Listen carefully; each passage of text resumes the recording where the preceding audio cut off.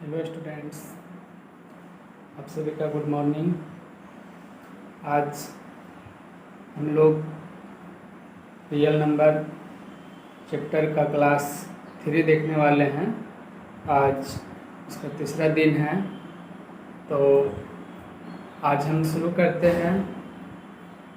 पिछली क्लास में आप लोगों ने सभी संख्याओं के बारे में विस्तार रूप से पढ़ा था। अगर आपने उस वीडियो को नहीं देखा तो आप देख लीजिए, ताकि आपको आगे के चैप्टर समझने में आसानी हो। तो विद्यार्थी, पिछले क्लास में मैंने आपको बताया कि किस तरह से हम पूर्णांक संख्या, भाज्य संख्या और अभाज्य संख्या एक दूसरे से अलग है, उस पर मैंने विस्तार से चर्चा किया था। आज हम आपको धनात्मक पूर्णांकों के दो महत्वपूर्ण गुण के बारे में बताने जा रहे हैं। धनात्मक पूर्णांकों के दो महत्वपूर्ण गुण में पहला गुण जो होगा वो है यूक्लिड विभाजन एल्गोरिथम का, और दूसरा है अंकगणित की आधारभूत प्रमेय। ये दोनों जो गुण है विद्यार्थी, आपको रियल नंबर वास्तविक संख्याएं पर आधारित कुछ प्रश्न होंगे, जिसमें कि दी गई संख्याओं का महत्तम संख्या ज्ञात करना हो, या कोई भी प्रमेय संख्या है उसका दशमलव प्रसार शांत होगा या अशांत होगा, इसको हम जानकारी प्राप्त करने के लिए ये दो महत्वपूर्ण गुण को पढ़ते हैं। फिर हम आगे के गुण में ये देखेंगे कि यूक्लिड विभाजन जो प्रमेयिका है वो किस प्रकार यूक्लिड विभाजन एल्गोरिथम से अलग है, दोनों में क्या अंतर है, इसके बारे में भी हम पढ़ेंगे। तो फिर चलिए हम क्लास को शुरू करते हैं। और आपको अगर कोई भी कन्फ्यूजन या कोई भी क्वेरी हो तो ज़रूर बताएं कमेंट में, और फिर अगर उसमें भी ना समझ में आए तो कॉन्टैक्ट नंबर भी आपको उपलब्ध कराई जाएगी, जिससे कि आप जानकारी ले सकते हैं। तो विद्यार्थी, चलिए हम लोग शुरू करते हैं। हम लोग आज जो पढ़ेंगे वो है धनात्मक पूर्णांक। क्या है? धनात्मक पूर्णांक। धनात्मक पूर्णांकों, धनात्मक पूर्णांकों से संबंधित, धनात्मक पूर्णांकों से संबंधित दो महत्वपूर्ण गुण, दो महत्वपूर्ण गुण। ठीक है, किससे संबंधित होगा? धनात्मक पूर्णांकों से। पूर्णांक का मतलब जो 0 हो, 1 2 3 4 और -1 2 3 4 आगे तक, मतलब हो गया कि पूर्ण संख्या जितनी भी होती है, अगर उसको प्लस माइनस चिन्हों के साथ लिखा जाता है तो उसको हम लोग पूर्णांक संख्या कहते हैं। लेकिन धनात्मक पूर्णांक में सिर्फ हम किसको इंडिकेट करेंगे? प्लस वाले को। ठीक है, दो धनात्मक पूर्णांक। तो आपको ये जानना होगा कि धनात्मक पूर्णांक मतलब वह संख्या जो क्या हो? प्लस में हो, और क्या हो? पूर्ण संख्या हो। ठीक है, तो दो महत्वपूर्ण गुण में पहला गुण है, उसका नाम है यूक्लिड विभाजन एल्गोरिथम। क्या नाम है? यूक्लिड विभाजन, यूक्लिड विभाजन एल्गोरिथम। ठीक है, यूक्लिड विभाजन एल्गोरिथम। तो यूक्लिड विभाजन एल्गोरिथम, इसके अनुसार क्या होता है तो आप जानेंगे कि इसके अनुसार, इसके अनुसार प्रत्येक, इसके अनुसार किसी संख्या, किसी संख्या घेर के लिख देंगे धनात्मक पूर्णांक। क्या लिखेंगे? धनात्मक पूर्णांक। इसके अनुसार किसी संख्या a को, है ना, किसी संख्या a को किसी n संख्या b से विभाजित करने पर, क्या करने पर? विभाजित मतलब भाग देने पर। विभाजित करने पर हमें शेषफल r प्राप्त होता है। शेषफल क्या प्राप्त होता है? r प्राप्त होता है। ठीक है, इस प्रकार की या जो, ठीक है, b से हमेशा छोटा होता है, जो b से हमेशा छोटा होता है। ध्यान देंगे, कहना क्या चाह रहे हैं कि किसी भी धनात्मक पूर्णांक a को किसी अन्य संख्या, इसका भी मतलब समझ जाएंगे, शुरू से ही बताए हैं उनकी धनात्मक पूर्णांक की बात कर रहे हैं। ठीक है, किसी अन्य संख्या b से विभाजित करने पर हमें शेषफल क्या मिलेगा? r मिलेगा, और वो b से हमेशा छोटा होगा। ये इसको आप शॉर्टकट में समझेंगे तो जैसे कि आप मान ले जाए 15 है, ठीक है, और एक संख्या 10 है, तो इसमें हम क्या करेंगे? किसी धनात्मक पूर्णांक a को b से भाग देना। अब आप सोचेंगे कि 15 को 10 से दे या 10 को 15 से, तो आप जनरल में बच्चे से पढ़ते आए हैं कि भाग की जो क्रिया है, अगर जब तक हमें नहीं बोला जाए तब तक हम बड़ी संख्या में छोटी संख्या से भाग करते हैं। ठीक है, बड़ी संख्या में छोटी संख्या से भाग करते हैं। तो यहाँ पे हम क्या करेंगे? 10 को अगर हम 15 से 15 में भाग देंगे, 10 को किस में भाग देंगे? 15। ठीक है, तो हमें कितने बार में लगेगा? एक बार में। कितना आएगा? 10, शेष कितना बचेगा? 5। तो यहाँ पे हम आपको क्या बताया, किसी संख्या को, अगर किसी संख्या a को, तो यहाँ पे a का मान आप कितना मान सकते हैं? 15, और b से विभाजित करने पे तो b का मान कितना हो गया? 10। शेषफल क्या मिलेगा? r मिलेगा। शेषफल क्या मिलेगा? r। तो जो शेषफल r मिल रहा है, ठीक है, ये क्या होगा? b से छोटा होगा। तो ध्यान देंगे कि जो शेषफल हमें मिला, कितना शेषफल जो हमें मिला, कितना मिला? 5, और b का मान कितना मिला है? 10। तो यहाँ पे जो है शेषफल छोटा हो गया, किससे? b से। शेषफल कितना है? 5, अब b का मान कितना है? 10। तो यही कहता है, यूक्लिड विभाजन एल्गोरिथम कहता है कि किसी भी धनात्मक पूर्णांक को अगर अन्य धनात्मक पूर्णांक से भाग देंगे तो जो शेषफल मिलेगा वो हमेशा किससे छोटा होगा? b से क्या होगा? छोटा होगा। b से क्या होगा? छोटा होगा। इसी को हम और आगे समझते हैं। ठीक है, इसी को हम और आगे समझते हैं। तो आपको हम और एग्जाम्पल से बताते हैं कि मान लीजिए कोई संख्या है 100 और एक संख्या है 15 या 16 मान लीजिए, कोई दिक्कत नहीं। तो जब हम 16 है ना से 100 में भाग देंगे, ठीक है, तो कितने बार में लगेगा? 6 बार में लगेगा। 16 गुने 6 करेंगे तो कितना आएगा? 96, और बचेगा कितना? 4। 16 छक 96 होता है, तो बचेगा कितना? 4। तो जो हमें मिलेगा शेष, है ना, एक ये बच गया 9, 9 में से 9 चल जाएगा तो 0 लिख सकते हैं, या तो कुछ भी नहीं लिख सकते यहाँ पे। तो विद्यार्थी यहाँ पे हमें कितना मिला? शेषफल 4। शेषफल कितना मिला? 4। a को भाग देना है ना, तो a का मान कितना हो गया? 100। b से तो भाग किससे दिए? 16 से, तो b का मान कितना हो गया? 16। तो यहाँ पे आप देखेंगे कि जो शेषफल है वो 4, ठीक है ना, शेषफल जो 4 है b से हमेशा क्या है? छोटा है। शेषफल जो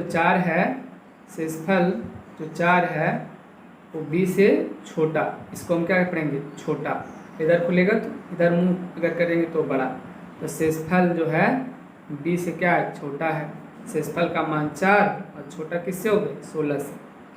तो यहाँ पे हम आपको ये बताना चाह रहे हैं कि ये जो यूक्लिड विभाजन एल्गोरिथम है, इसका कहना क्या रहता है कि हम किसी भी धनात्मक पूर्णांक को अगर किसी अन्य धनात्मक पूर्णांक से अगर हम भाग करते हैं तो जो हमें शेषफल मिलेगा वो हमेशा b से छोटा होगा। अब इसी को आप बचपन क्लास में पढ़ते आए होंगे कि जिससे हम लोग भाग देते हैं, जिससे हम लोग क्या देते हैं? भाग। तो इसको हम लोग क्या कहते हैं? भाजक कहते हैं। क्या कहते हैं? भाजक। ठीक है, और जो भाग देकर आता है उसी को हम लोग क्या कहते हैं? भागफल कहते हैं। क्या कहते हैं? भागफल। पढ़े होंगे। जिसमें भाग दिया जाता है उसको हम लोग क्या कहते हैं, भाज्य कहते हैं। क्या कहते हैं, भाज्य। जिसमें भाग दिया जाता है उसको भाज्य कहते हैं, और जो बचता है भाग देने के बाद उसे हम शेषफल कहते हैं। तो आप बचपन से पढ़ते होंगे कि भाज्य जो होता है ना, भाज्य बराबर जो होता है वो होता है क्या, भाजक गुने भागफल। भाजक गुने भागफल प्लस शेषफल। भाजक गुने भागफल प्लस क्या होता है, शेषफल। ठीक है, तो भाज्य बराबर भाजक गुने भागफल प्लस शेषफल। इसी को अब हम इंडिकेट कर दें सिंबल के द्वारा, तो क्या होगा, भाज्य को हम क्या लिख देंगे, ए, भाजक को क्या लिख देंगे, बी। भागफल के बारे में नहीं मालूम है तो इसको सी भी लिख दीजिए, जो भी लिख दीजिए, या क्यू भी लिख दीजिए। क्यू से क्वोशिएंट होता है तो ऐसे भी लिख सकते हैं। और शेषफल को क्या लिख दीजिए, आर। आर से क्या होता है, रिमाइंडर। तो यहाँ पे इसी को हम विद्यार्थी ऐसे भी सोच सकते हैं कि जो आर का मान होगा, आर जो शेषफल है वो छोटा हो जाएगा। किससे छोटा होगा, भाजक से। भाजक मतलब बी से। तो आर का मान हमेशा बी से छोटा होगा। और कभी भी ध्यान देंगे कि जो शेषफल है या तो जीरो बचे या क्या बचे, जीरो। शेषफल जीरो के बराबर होता है या तो जीरो से क्या होता है, ज़्यादा होता है। तो इसी को आप ऐसे भी लिख सकते हैं। इसको हम पढ़ेंगे कि जो शेषफल होगा वो हमेशा क्या होगा, जीरो से बड़ा होगा या तो जीरो के क्या होगा, बराबर होगा। तो आप ये चीज़ को समझ चुके होंगे कि यूक्लिड विभाजन एल्गोरिथम है, उसका हम लोग क्या करते हैं, किसी संख्या को किसी अन्य मतलब संख्या मतलब समझिए धनात्मक पूर्णांक, तो किसी धनात्मक पूर्णांक को किसी अन्य धनात्मक पूर्णांक से भाग देते हैं तो हमें क्या मिलता है, शेषफल मिलता है।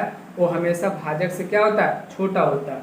तो विद्यार्थी इसको हम पढ़ते क्यों हैं, तो इसको पढ़ने का मुख्य कारण जो है क्लास 10 में इसकी क्या ज़रूरत है, तो किसी दो संख्या या दो से अधिक संख्या का अगर हमको महत्तम संख्या निकालना हो, महत्तम संख्या निकालना हो तो इसके बारे में मैंने बताया था कि महत्तम संख्या क्या होती है। तो महत्तम संख्या अगर निकालना होता है तो इसके लिए जो है हम लोग यूक्लिड विभाजन एल्गोरिथम का प्रयोग करते हैं।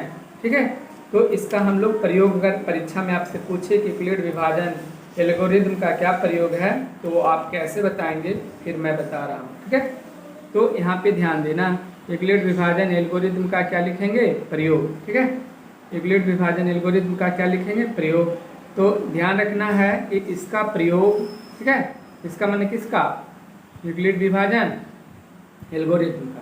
तो इसका प्रयोग, ठीक है, दो धनात्मक, बार बार ध्यान रखेंगे हम लोग धनात्मक क्यों बोलते हैं, क्योंकि ऋणात्मक संख्या में इसका रूल लागू तो होता है लेकिन हमें इस क्लास में पढ़ना नहीं है। ठीक है, इसका प्रयोग दो धनात्मक पूर्णांकों के महत्तम संख्या, कौन संख्या, महत्तम संख्या ज्ञात करने में किया जाता है, ज्ञात करने में किया जाता है। ठीक है, तो ध्यान से देखेंगे कि क्या हम बताना चाह रहे हैं कि ये जो है यूक्लिड विभाजन एल्गोरिथम है, इसका प्रयोग कहाँ करेंगे। अगर आपसे कोई पूछेगा कि यूक्लिड विभाजन एल्गोरिथम का कहाँ प्रयोग करते हैं, तो इसका प्रयोग दो धनात्मक पूर्णांकों का महत्तम संख्या ज्ञात करने में किया जाता है। ठीक है, अब आपको हम बता रहे हैं आगे कि इसका उपयोग कैसे करते हैं। जैसे कि मान ले जाए आपको कोई संख्या दे दिया 1208 दे दिया और दे दिए कितना 50, और इसका आपको बोलेगा कि महत्तम संख्या निकाले। तो डायरेक्ट हम कैसे निकाल सकते हैं, बिना भाग दिए निकाल सकते हैं क्या, नहीं। तो जो भाग देने का रूल है उसी को हम लोग क्लास 10 में क्या बोलते हैं, यूक्लिड विभाजन एल्गोरिथम बोलते हैं। तो भाग देने का रूल आप जानते हैं कि क्या करेंगे, 50 को हम किस में भाग देंगे, 1208 में। ठीक है, तो दो बार में लगाइए तो कितना आ गया, 100 आ गया। ठीक है, दो बार में लगाएंगे तो कितना आ गया, 100, शेष कितना बच गया, 20, कितना बचा 20, फिर कितना आएगा 8 आ जाएगा। ठीक है, उसके बाद कितने बार से लगाएंगे, 4 बार में। ठीक है, तो कितना आ गया 200। ठीक है, शेष कितना हो गया 8, और फिर जो हमें यहाँ रिमाइंडर आया इससे हम किस में भाग देते हैं, इसमें भाग देते हैं। जिससे हम लोग भाग दे रहे थे। तो कितने बार में लगेंगे, देखिए ये कितने हो गया, 6 बार में लगा दीजिए। कितने बार में, तो ये कट जाएगा। कितना शेष आया, 2। ठीक है, इसी को फिर 2 शेष आया, फिर यहाँ पर शेष से किस में भाग देंगे, जो हमारा भाजक था उसमें देंगे। भाजक कितना था, 8, तो कितने बार में लगेगा, 4। ठीक है, तो ये कट जाएगा, शेष आ गया 0। जब शेष 0 आ जाता है तो जिससे हम भाग देते हैं इसको हम लोग क्या कहते हैं, भाजक। क्या कहते हैं, भाजक। तो जो शेषफल 0 जब आ जाता है, शेषफल क्या आ जाता है, 0, तो जो भाजक होता है वो हमारा क्या हो जाता है, महत्तम संख्या हो जाता है। जब शेषफल क्या हो जाए, 0 हो जाए, तो जो भाजक आता है वो हमारा क्या हो जाता है, महत्तम संख्या। तो हम कह सकते हैं कि 12, 0, 8 और 50, 12, 0, 8 और 50 का महत्तम संख्या कितना होगा, महत्तम संख्या कितना होगा, बताइए, 2। आप ऐसे भी जांच कर सकते हैं कि महत्तम संख्या वह संख्या होती है जो दी गई संख्या को काट देती है, दी गई संख्या को काट देती है। तो महत्तम संख्या 50, 2 जो है, 2 देखिए 50 को भी पूरा पूरा काट देगा 25 बार में, और 2 इसको भी काट देगा, 2 छक 12, और फिर 0 बार में लगाएंगे, फिर 2 चौक 8, मतलब 604 बार में ये भी कट जाएगा। तो कहने का मतलब हुआ कि इसका प्रयोग हम लोग 2 धनात्मक पूर्णांकों का महत्तम संख्या ज्ञात करने में करते हैं। तो किस तरह से करते हैं, जब हम यूक्लिड विभाजन प्रमेय का पढ़ाएंगे तो फिर वहाँ पे और डिटेल इसका प्रयोग पढ़ेंगे कि हम लोग वहाँ पे कैसे इसका प्रयोग करते हैं। तो विद्यार्थी, मैंने बताया था कि धनात्मक पूर्णांकों से संबंधित 2 महत्वपूर्ण गुण आपको बताने जा रहे हैं। तो जिसमें से एक गुण तो मैंने आपको बताया, यूक्लिड विभाजन एल्गोरिथम। ठीक है, दूसरा हम आपको बताने जा रहे हैं, उसका नाम है अंकगणित की आधारभूत प्रमेय। तो आप उसे भी देखें और समझने का प्रयास करें। दूसरा जो गुण है उसका नाम है अंकगणित। अंकगणित, अंकगणित की आधारभूत प्रमेय। अंकगणित की आधारभूत प्रमेय, अंकगणित की आधारभूत प्रमेय। विद्यार्थी, ये भी हमारा जो है धनात्मक पूर्णांकों के लिए लागू होता है। ठीक है, और धनात्मक पूर्णांकों के बारे में आपको बता चुके हैं, जैसे +1, +2, +3, +4, +5, है ना। जो प्लस में जितने भी पूर्ण संख्या है, ठीक है, या पूर्ण संख्या तो सभी प्रश्न प्लस में ही होते हैं। तो धनात्मक पूर्णांक का मतलब हुआ कि जो पॉजिटिव हो। ठीक है, तो अंकगणित के आधारभूत प्रमेय क्या कहता है, ठीक है, तो इसके अनुसार, इसके अनुसार अंकगणित की आधारभूत प्रमेय के अनुसार, ठीक है, प्रत्येक भाज्य संख्या, कौन संख्या, ध्यान देंगे, प्रत्येक भाज्य संख्या। अब भाज्य संख्या पढ़ चुके हैं, जिसका भाग मतलब जिसमें एक और स्वयं के अलावा किसी अन्य संख्या से भी भाग लगता है तो उसको क्या कहते हैं, भाज्य संख्या कहते हैं। जैसे 4, 8, 9, 10, 12, ठीक है ना। तो ये जानते हैं, आप पहले पढ़ चुके हैं, नहीं पढ़े हैं तो आप पिछली क्लास को देख लीजिए, समझ में आ जाएगा। ठीक है, तो कहता है, क्या कहता है कि प्रत्येक भाज्य संख्या को, है ना, प्रत्येक भाज्य संख्या को अभाज्य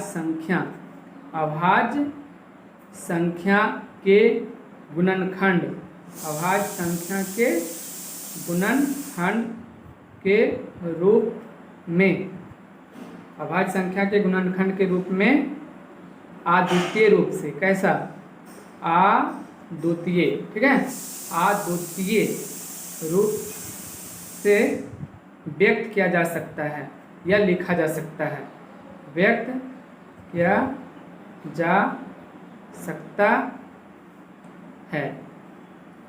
तो इसके अनुसार क्या बोलता है कि प्रत्येक भाज्य संख्या को अभाज्य संख्या के गुणनखंड के रूप में अद्वितीय रूप, मतलब एक और केवल एक रूप, उसको ही क्या बोलते हैं, अद्वितीय रूप में व्यक्त किया जा सकता है।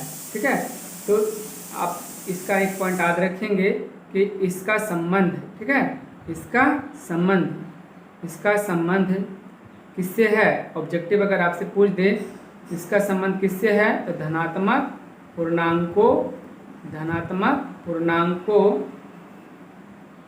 के गुणज, धनात्मक पूर्णांकों के गुणज से है। ठीक है, इसका संबंध किससे है? धनात्मक पूर्णांकों के गुणज से है। ठीक है, तो अब क्या करेंगे, इसका मतलब क्या हुआ? तो विद्यार्थी हम बता रहे हैं कि भाज्य संख्या, तो आप ले लीजिए। सबसे पहला भाज्य संख्या कितना होता है? 4, और फिर कितना होता है? 6, फिर कितना होता है? 8, 9। ठीक है ना, तो क्या क्या होता है? 4, 6, 8, 9। कहता क्या है कि इसको अभाज्य संख्या के गुणनखंड के रूप में, तो 4 को 2 गुने 2 लिख सकते हैं, इसको 2 गुने 3 लिख सकते हैं, इसको 2 गुने 2 लिख सकते हैं, इसको 3 गुने 3। अब देखिए ये क्या कहता है? अद्वितीय रूप से व्यक्त किया जा सकता है। ठीक है, तो ये है अभाज्य संख्या, ये भी अभाज्य संख्या, ये भी अभाज्य, ये भी अभाज्य, ये भी अभाज्य, ये सारे क्या है? अभाज्य संख्या।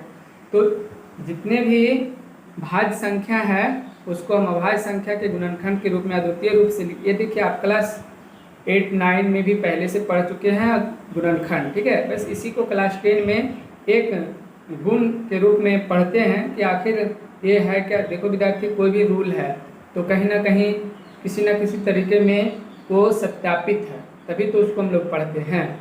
तो उसी तरह से जो हम लोग ये गुणनखंड करते हैं कि किस नियम से पढ़ते हैं, तो ये है अंकगणित के आधारभूत प्रमेय, जिसके अनुसार बताता है कि प्रत्येक भाज्य संख्या को अभाज्य संख्या के गुणनखंड के रूप में अद्वितीय रूप से क्या किया जा सकता है? व्यक्त किया जा सकता है। ठीक है, तो ये है। अब इसका प्रयोग हम लोग कहाँ करते हैं, इसके बारे में भी हम आपको बताने जा रहे हैं। ठीक है,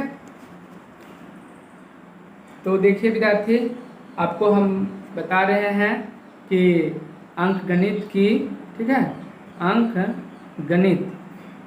अंकगणित की आधारभूत प्रमेय, अंकगणित की आधारभूत प्रमेय का जो प्रयोग है कहाँ करते हैं? तो याद रखेंगे प्रमेय संख्या। ठीक है, कौन संख्या? प्रमेय संख्या, प्रमेय संख्याओं, है ना, प्रमेय संख्याओं के दशमलव प्रसार को बताने, प्रमेय संख्या के दशमलव प्रसार को बताने के लिए किया जाता है।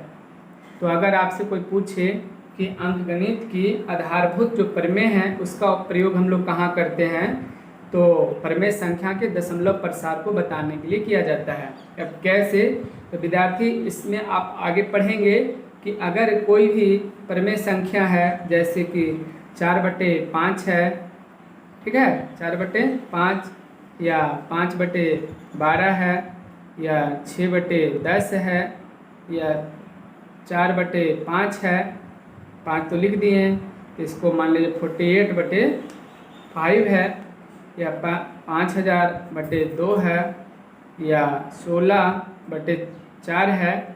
तो इसमें क्या है ना, इसका दशमलव प्रसार आप लोग ध्यान देंगे बताने में किया जाता है। इसका मतलब क्या हुआ? इसका मतलब हुआ कि अगर 4 से 5 से भाग देंगे, 4 को अगर 5 से भाग देंगे तो कटेगा कि नहीं, पूरी कटेगा या नहीं। अगर कटेगा तो उसको शांत बोलेंगे, अगर नहीं कटेगा तो उसको अशांत बोलेंगे।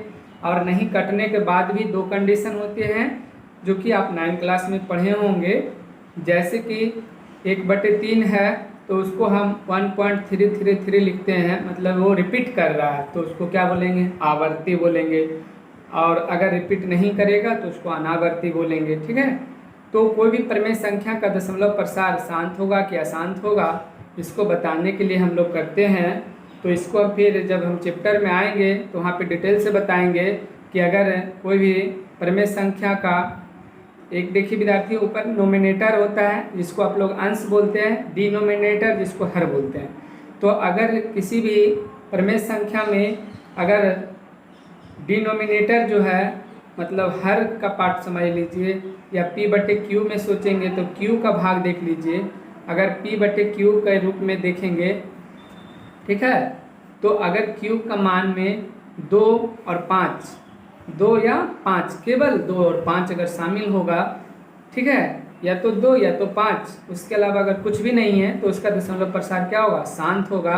अगर उसके अलावा संख्या आएगी तो उसका दशमलव प्रसार क्या हो जाएगा, अशांत हो जाएगा। ठीक है, जैसे कि यहाँ पे 12 है तो 12 में देखोगे विद्यार्थी इसमें 3 भी आ जा रहा है। कितना आ जा रहा है, 3।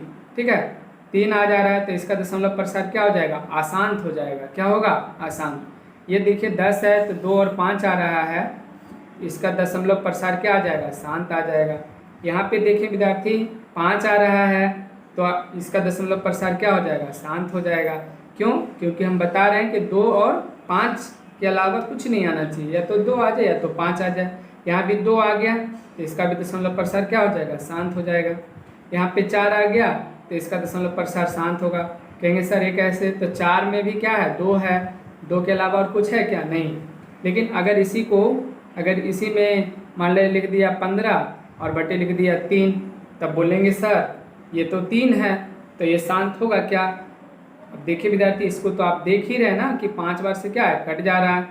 तो आपको पूरा देखना है कि शांत और अशांत दर्शाने से पहले आपको देखना है कि दोनों में कोई कॉमन तो नहीं है। दोनों में अगर कोई कॉमन है तो उसको हम लोग क्या करते हैं, काट देते हैं। जैसे मान ले 20 बटे लिख देंगे 36, 20 बटे 36। तो विद्यार्थी यहाँ पे अगर कट रहा है तो काट दीजिए। अब देखिए 9 में 2 आ रहा है क्या, नहीं। 5 आ रहा है क्या, नहीं। तो इसका दशमलव प्रसार क्या हो जाएगा, अशांत हो जाएगा। तो विद्यार्थी आज का क्लास हम यहीं तक रोकते हैं।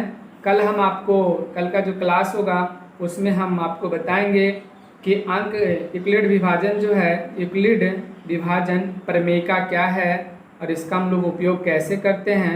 यूक्लिड विभाजन प्रमेयिका के बारे में आप पढ़ेंगे, ये यूक्लिड विभाजन प्रमेयिका। ठीक है, तो यूक्लिड विभाजन प्रमेयिका के बारे में पढ़ेंगे और ये भी देखेंगे कि कैसे हम किसी विषम पूर्णांक को सिद्ध करते हैं, कैसे हम धनात्मक धन संख्या या वर्ग संख्या को जो जनरल फॉर्म होता है उसको कैसे सिद्ध करते हैं, वो अगले क्लास में हम आपको बताएंगे।